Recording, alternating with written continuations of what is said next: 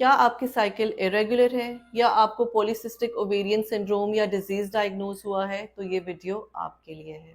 मैं हूं डॉक्टर सादिया मुमताज और आप देख रहे हैं गायनी टॉक्स। सबसे पहले एक चीज को समझिए, पीसीओ और पीसीओएस ये दो डिफरेंट चीजें हैं। पीसीओ में होता है पॉलीसिस्टिक ओवरीज, जिसमें आपकी ओवरीज में छोटे छोटे फॉलिकल्स या एग्स बनते हैं। ये एसिम्प्टोमेटिक होते हैं और ये एक इंसिडेंटल फाइंडिंग होती है। नॉर्मली किसी भी वजह से आपका अल्ट्रासाउंड कराया जाता है तो उसमें पॉलीसिस्टिक ओवरीज जो है वो फाइंडिंग में आ जाता है। जबकि पॉलीसिस्टिक ओवेरियन सिंड्रोम पीसीओएस या पीसीओडी पॉलीसिस्टिक ओवेरियन डिजीज ये एक सिंड्रोम है, एक डिजीज है जिसमें और भी बहुत सारे सिस्टम्स जो हैं वो इन्वॉल्व होते हैं। इनको डील करना और इनको ट्रीट करना आपके साथ साथ आपके डॉक्टर के लिए भी बहुत ज़्यादा चैलेंजिंग होता है और ये बहुत हद तक जो है आपको अपनी लाइफस्टाइल मॉडिफिकेशन के साथ इसको डील करना पड़ता है। बिकॉज इसका कंप्लीट ट्रीटमेंट जो है, अगर हम देखा जाए 3 मंथ 6 मंथ्स 9 मंथ्स 1 ईयर या इससे भी ज़्यादा चला जाता है।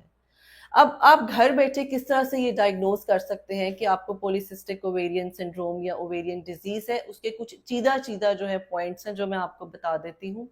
कि अगर तो आपके चेहरे पे बाल आते हैं स्पेशली ठोड़ी पर, और जो हेयर लॉक्स हैं कान के साथ, आपके चेहरे के बाल जो हैं वो थिक है, आपकी स्किन ऑयली हो जाती है, स्किन पे दाने निकलने लग जाते हैं, मर्दों की तरह का जो है वो गंजपन आना शुरू हो जाता है, सर के बाल हल्के और चेहरे के बाल मोटे होने लग जाते हैं।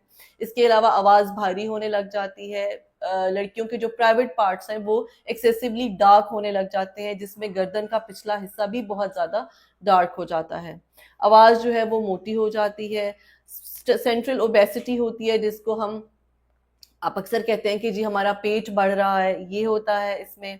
इसके अलावा जो है आपकी जो सुस्ती बहुत ज़्यादा आने लग जाती है, थायराइड के जो है वो सिम्टम्स आपको बहुत ज़्यादा जो है वो दिखने लग जाते हैं और आपकी एक्टिविटी जो है वो बहुत कम हो जाती है।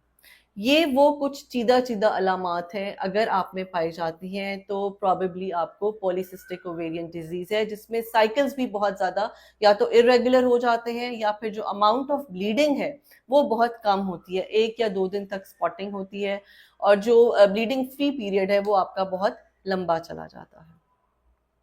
पॉलीसिस्टिक ओवेरियन सिंड्रोम या डिजीज की जो कॉजेज हैं, जो वजूहात हैं, आजकल हमने देखा है कि बहुत सारी जो बच्चियां हैं और ख़वातीन हैं ये पॉलीसिस्टिक को फेस कर रही हैं। इसमें सबसे पहले तो होती हैं जेनेटिक कॉजेज, यानी अगर बहनें हैं, अगर एक बहन को पॉलीसिस्टिक होता है तो दूसरी दो बाकी बहनों को भी या एक आधी बहन को ज़रूर पॉलीसिस्टिक होता है, क्योंकि ये जीन्स में ट्रेवल करता है।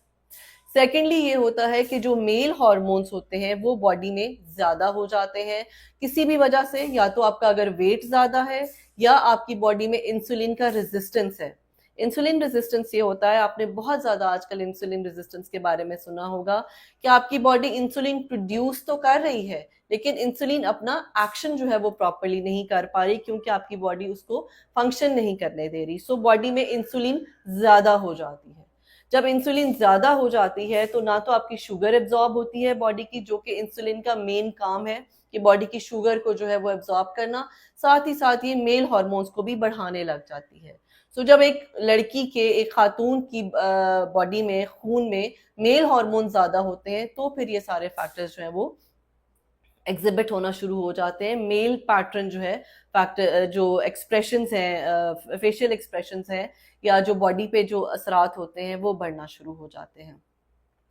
उसके अलावा ये है कि इसकी मजीद कॉजेज में ओबेसिटी बहुत, जैसा कि मैं बता चुकी हूँ कि पहले भी बताया है कि अगर आपका वेट ज्यादा है, ओबेसिटी में not be the sole cause लेकिन इसका कंट्रीब्यूशन जरूर होता है।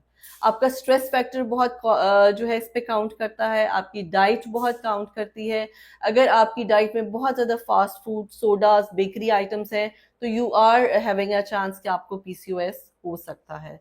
इसके अलावा अगर आपका लाइफस्टाइल बहुत सेडेंटरी है, आपकी लाइफ में कोई एक्सरसाइज, कोई एक्सर्शन, कोई कुछ भी मौजूद नहीं है इस तरह का, सारा दिन आप बैठे रहते हैं या घर में रहती हैं और कोई एक्सर्शन नहीं है, तो this can also cause PCOS. इसके साथ साथ अगर आपको थायराइड का प्रॉब्लम है तो भी आपको पीसीओएस का प्रॉब्लम हो सकता है। अब इन सब चीज़ों को हम डायग्नोज कैसे करते हैं, इसके कुछ टेस्ट होते हैं, ब्लड टेस्ट होते हैं, वो कराए जाते हैं, जिसमें FSH, LH, टेस्टोस्टेरॉन कराया जाता है, ये देखने के लिए कि मेल हार्मोन की जो अमाउंट है वो आपके ब्लड में ज़्यादा तो नहीं है, फीमेल हार्मोन्स की क्या अमाउंट है वो देखे जाते हैं। आपका अल्ट्रासाउंड कराया जाता है, उसमें देखा जाता है वो सिस्ट्स होती हैं जो कि मल्टीपल सिस्ट्स होती हैं उसमें, और उनका साइज जो है एक सर्टेन लेवल पर आके वो जो है वो खत्म हो जाता है, वो एग्स को बनने नहीं देती। और वन ऑफ द रीजंस जो कि मेन कॉज है जो इसकी एक्सप्रेशन है PCOS का, वो है इनफर्टिलिटी।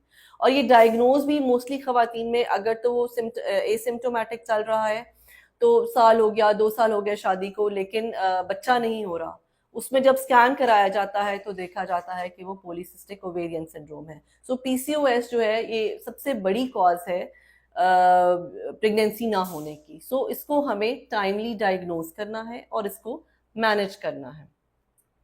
इसमें फिर हम ऐसी दवाई देते हैं जो कि अगर तो मेल हार्मोन की जो अमाउंट है आपके ब्लड में ज़्यादा आ रही है तो हम एंटी एंड्रोजेंस देते हैं ताकि जो मेल हार्मोन है वो कम हो सके।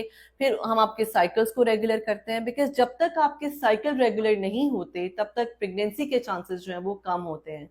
बिकॉज ओव्यूलेशन होती है तो साइकिल रेगुलर होते हैं, जो साइकिल्स इरेगुलर हैं तो इसका मतलब है ओव्यूलेशन नहीं हो रही, अगर ओव्यूलेशन नहीं हो रही इसका मतलब है एग नहीं बन रहा, एग नहीं होगा तो प्रेगनेंसी नहीं होगी। तो ये वो सारे फैक्टर्स हैं।